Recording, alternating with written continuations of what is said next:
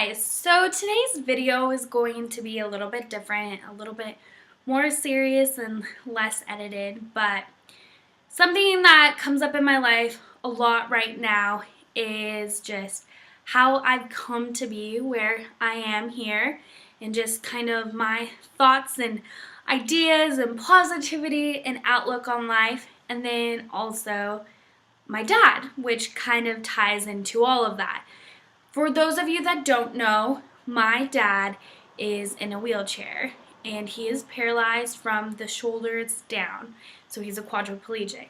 And today I'd really like to share that story with you guys, and so that you can kind of get that perspective and learn a little bit more about me and learn a little bit more about my family. So it was senior year of high school. So about 4 years ago, a little more than 4 years ago now. It was January 26, 2009, and my dad was coming home from work. He was a cell phone tower engineer, so all of your cell phone towers, he'd work on them to make sure that they are working correctly so people would get cell phone service. It was a really icy day outside. I remember it because that morning, I texted my parents and told them not to wake me up because we had a school delay. That's how icy it was. And my dad was on his way home from work when a car rolled over in front of him. And he got out to help the people who rolled over.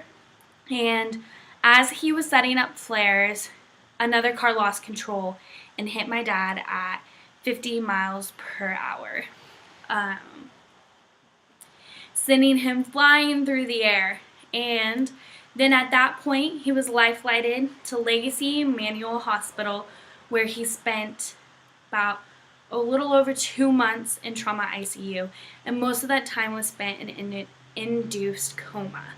He had more broken bones than not, and internal organs severely damaged, and had to get surgery upon surgery and receive over 90 units of blood.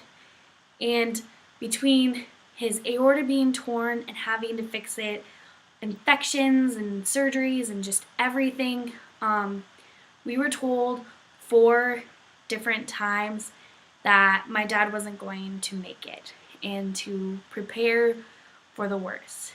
And being an 18-year-old girl in her senior year of high school, this was the last thing I wanted to hear and the last thing that I wanted to happen. I didn't want to lose my dad. But here's the thing.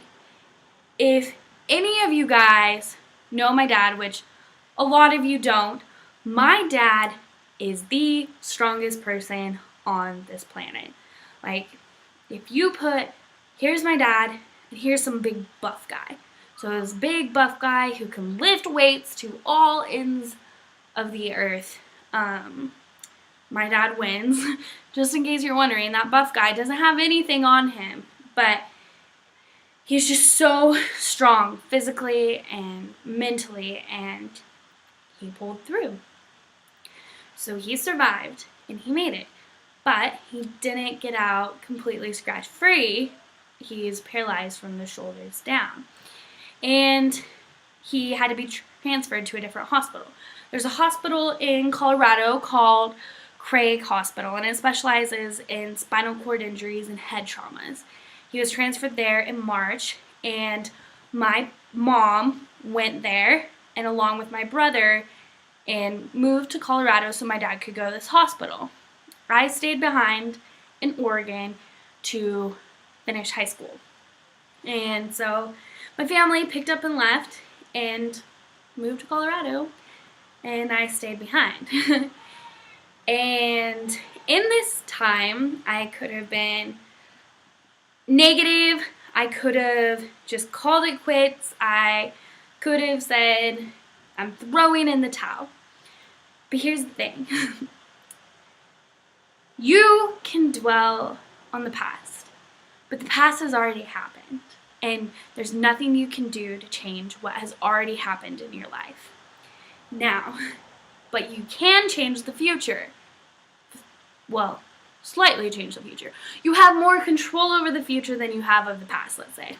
And so at this point in my life, instead of just dwelling on, I'm not with my family, my dad's in a wheelchair, my dad's in the hospital, blah, blah, blah, like, I decided to choose positivity, and as did my family, because at this point we had to look positive to be able to move forward, to be able to heal, to be able to learn how to live our lives differently, because they weren't the same as they were before.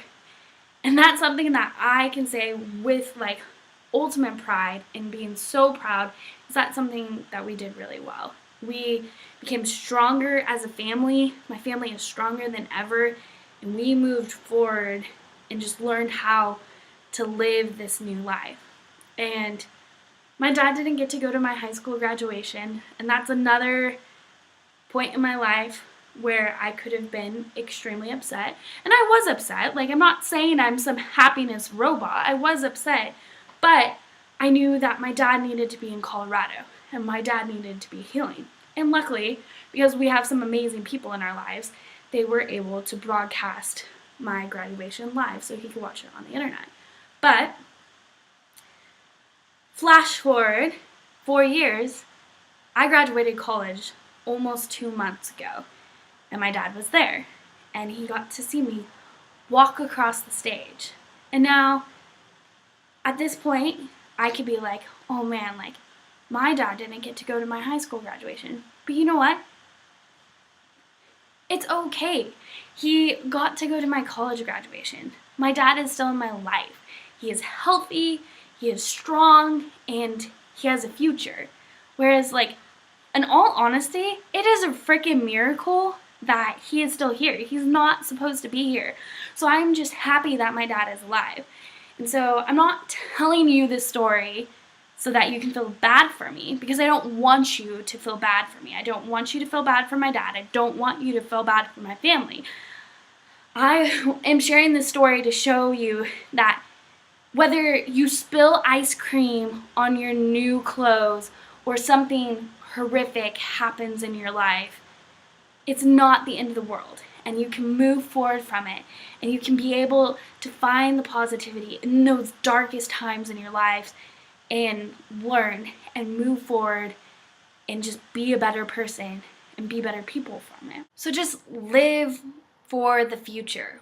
Only you can control your happiness. And that's just what my family did, and what we're continuing to go through. It's not just a one-time thing.